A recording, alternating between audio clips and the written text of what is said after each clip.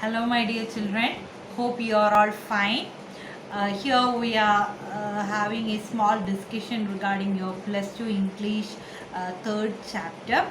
As we all know, our first block is dedicated to women empowerment. We have completed our first speech that is entitled as The Three L's of Empowerment by Christine Lagarde. It is a speech made by the First Lady Finance Minister of France, Christine Lagarde. It deals with how a woman should be empowered. She tells us that we need three L's for empowering women, and they are learning, leadership, and labor. And the second chapter is a poem written by Catherine Tynan. The poem is entitled as Any Woman. Any Woman tells us about the role of a woman inside home.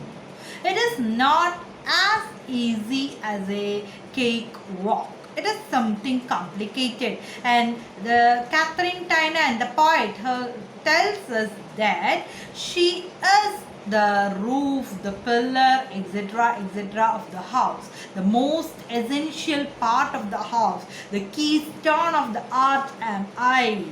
And in the last line, the poet tells us about the mentality of women that take me not till the children grow. That is the mentality of any woman, especially that of the mother.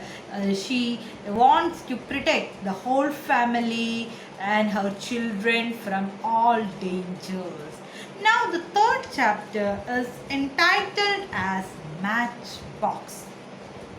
Matchbox is a short story written by Asha Purna Devi. Asha Purna Devi is a Bengali writer. She is a Jnana Pida Puraskara winner. Purna Devi is regarded as a writer who shows the social injustice that is existing in the present society through her writings. Her characters are often regarded as rebels who protest against the male chauvinism in our society. The story that we are going to deal is entitled as Matchbox. The editor of this textbook has given 2 lines regarding the description of this whole short story. There are 2 ways of spreading light: to be the candle or the mirror that reflects it. That means we can spread light in 2 ways. We can become a candle. What is the speciality of candle, children? Candle is the thing that can spread light, and at the same time it is approaching towards its own breath. That means by spreading light to others' life, it is shedding off its own life. In another way, we can spread light by becoming a mirror that reflects the light. So, this particular line gives a hint to the whole story. Women can take, there are 2 chances for women. Women can take the position of a candle or of a mirror. Which is best, which is better, that you have to decide.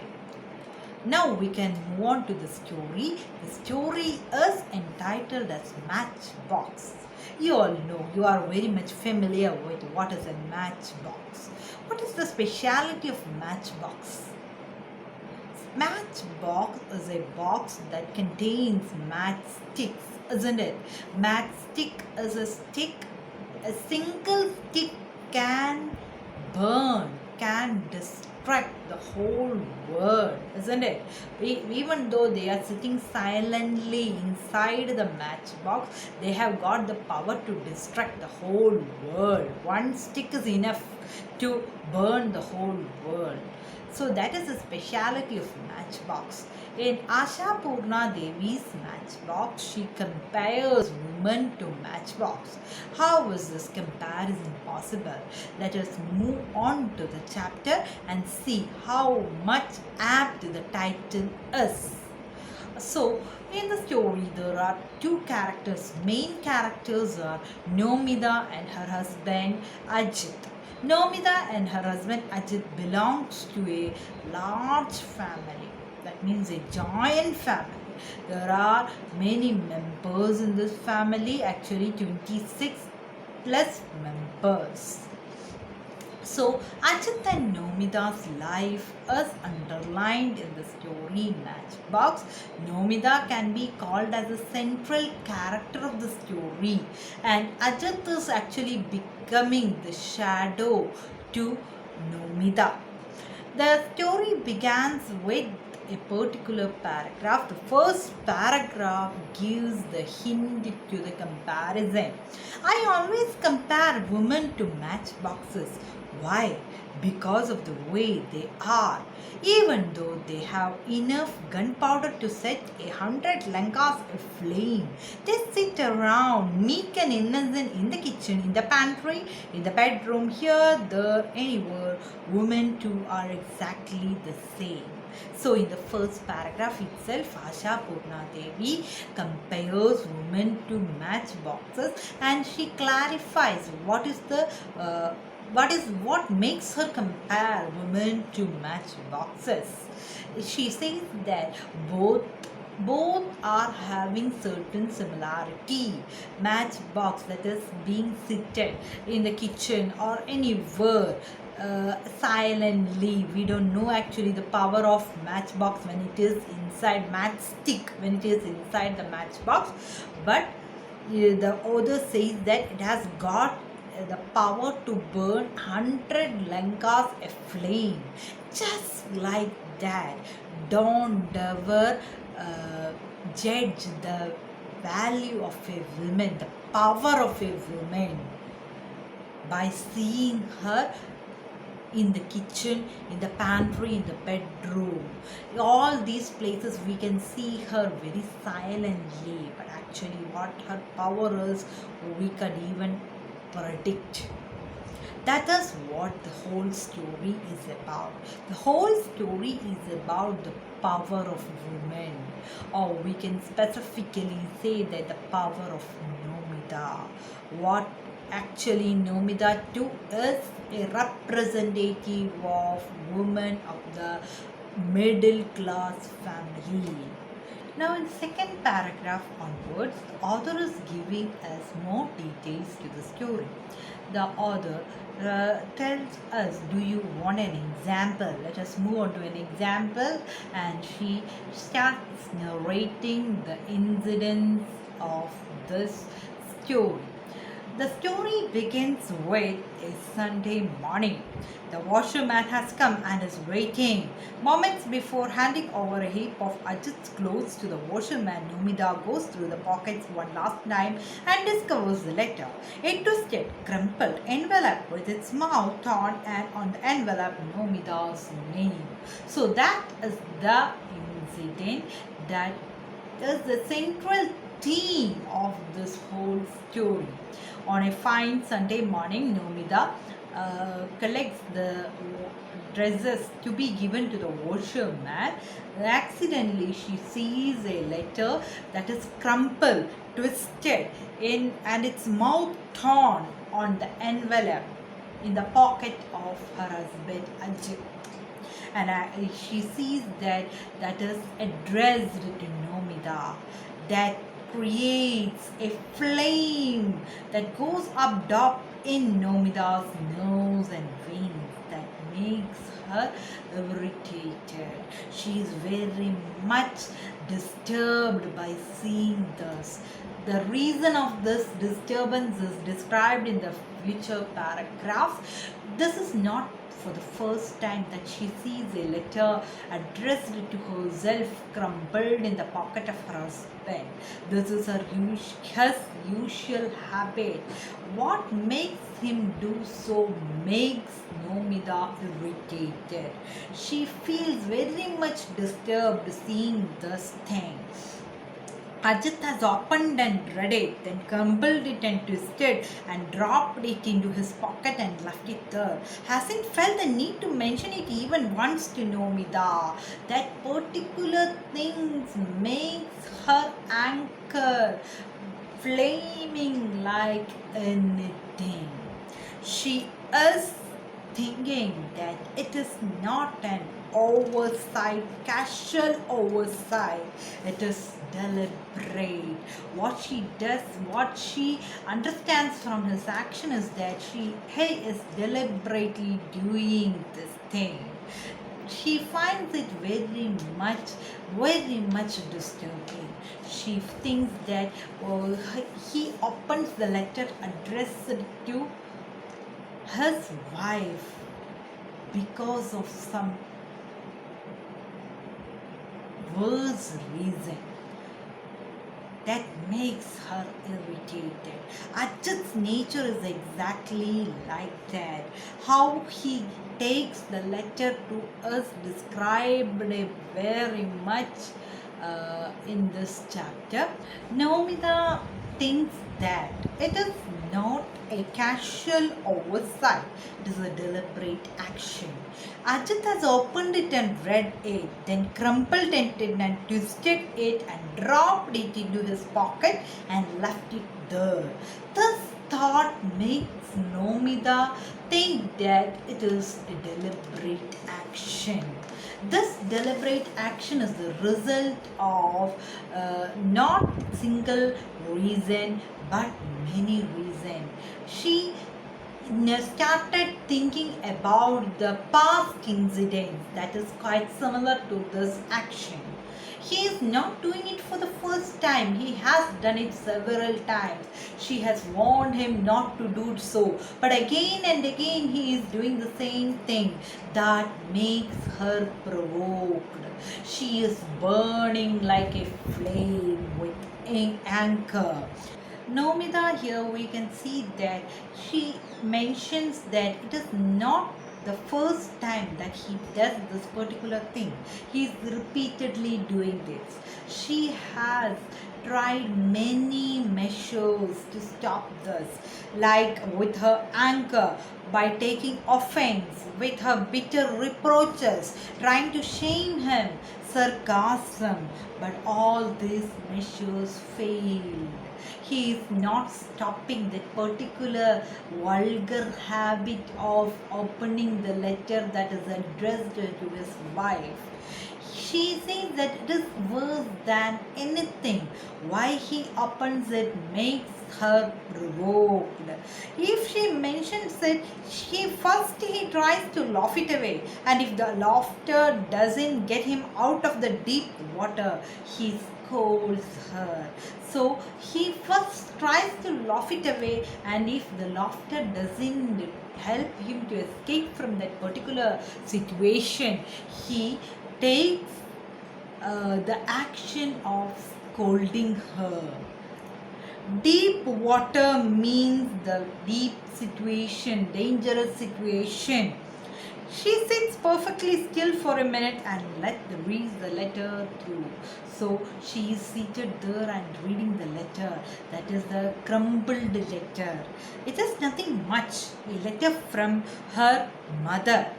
It is her standard speech. The good woman has once again placed on record the news of various hardships and complaints getting worse. Misfortune upon misfortune. The ceiling of her room is cracked and the rainwater falls through in ceaseless streams. If this is not immediately remedied, she will have to die crushed under the weight of a collapsed roof. Of course, she does not dread that eventuality. Her daughter is a cure and her son-in-law is high-minded, large-hearted, therefore, etc., etc. So that letter is from her own mother. That is nothing unusual. The usual things are there in that letter regarding her hardships, regarding the troubles and traumas of her life. And by the end of the letter, she mentions that she is not at all afraid because she has got a daughter, and the daughter is married to a wealthy man who is large-hearted, high-minded. So she is not afraid about that eventuality. She very much believes that they will create some kind of measures to free her from the dilemma, the present trauma. So the letter is nothing unusual. The usual things are mentioned. This makes Nomida again thinking why this man has done this stupid thing again. An indignant widow without a husband or son, she was successful in consigning her daughter to a wealthy family's house on the site of Luke's salon. So that is the description regarding her mother. Her mother is a widow who has got who has got only this daughter, and this daughter is consigned to a wealthy man on the strength of her beauty. Nomida was an extremely beautiful woman. The next paragraph is a description about Nomida's mother. Her mother is an indignant widow. Children, indignant is a word that is often asked before exam to write the meaning. Indignant means poor. So Nomida's mother is a poor widow, and she has got no husband or son. She was successful in consigning. Consigning to is an oft-quoted word for your exam for writing the meaning. The consigning means delivering, giving her daughter to a wealthy family's house on the strength of Luke's salon. That particular sentence means that Nomida was married by Ajit because of only one reason, and that reason is that she was an extremely beautiful woman. She belongs to a poor family. She has got no father, no brother, but her beauty gives her a reason to become a member of a wealthy family. The good lady never stopped taking credit at the slightest opportunity for her skill in the matter. But the poor mother, she always utilized the opportunity for taking credit from her son-in-law. She always demanded silly things, money, etc., help, etc., from her son-in-law, and she has been finding such opportunities all along. She always demanded. She is seen as a lady who is demanding many things from her son-in-law. Whenever Ajit sees a new letter from Nomida's mother, he smiles derisively and says, "Why bother to read that? I will go and fill out a money order form." So, some time ago, out of anger, grief, Nomida forbade her mother from writing to her on postcard. She thought that from that on she would try to send her a little money, whatever she could put together in secret. So this was what come of letters in envelopes too. So in the initial days of her marriage, her mother used to write in postcard. Seeing the postcard itself, Ajit used to make a comment that I will go to the post office and send money. This made Nomida's head hang low, so she made it her to write, not to write in postcard, but to write on envelopes only. Whenever Ajit sees a new letter from her mother, he used to comment that, "Why should I read this? I will go and fill a money order form." That particular comment made Nomida's head hang low. So she forbade her mother from writing postcard. She asked her to write in letters with envelope. And now we can see the letter in envelope too has got the same situation. Nomida flames into anger at her mother. Why does he keep on begging like this? Why won't she let Nomida keep her self-respect, her dignity? No, this time she will write and tell her mother clearly, "I can't do any more. Don't hope for anything from me." So she here takes a firm decision that I will not give her, don't write anymore, don't hope for anything from me. She firmly tells that don't hope anything from me. So in the initial days of her marriage, we can see that her mother used to write in postcard with the derisive comment of, "Ajay, why should I read this letter. Just go and send some money. This comment made Nomida's head hang low. So she forbade her mother not to write letters in postcard, and thus resulted in writing letters in envelope. But that too doesn't save Nomida from the particular situation. Nomida now is very much in anger, and she is cursing her mother. Why she keep on writing like this? She even tells that don't write me any more letters and don't expect anything from me. Children, now we can stop here. So in this particular class, we have learned about the character Nomida and her husband Ajit. Ajit is not yet evident in the story. In the future paragraphs, we can see him, what kind of a person he is. Now we have got a description of Ajit from the mouth of Nomida.